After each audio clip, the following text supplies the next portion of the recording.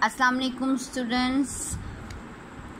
It's a time for numbers. It's 19 July. Students, you will write 1, 2, 3, 4, 5, 6, 7 and 8 here.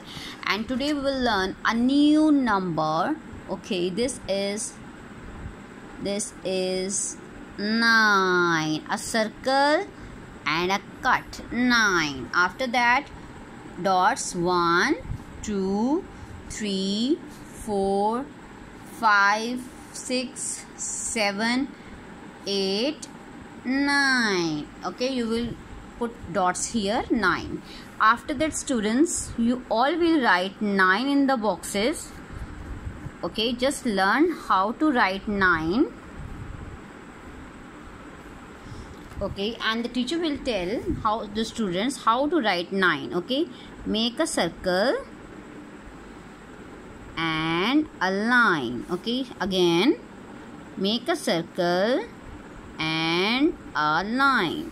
9. Okay, same like this. Complete the page and send the picture to me.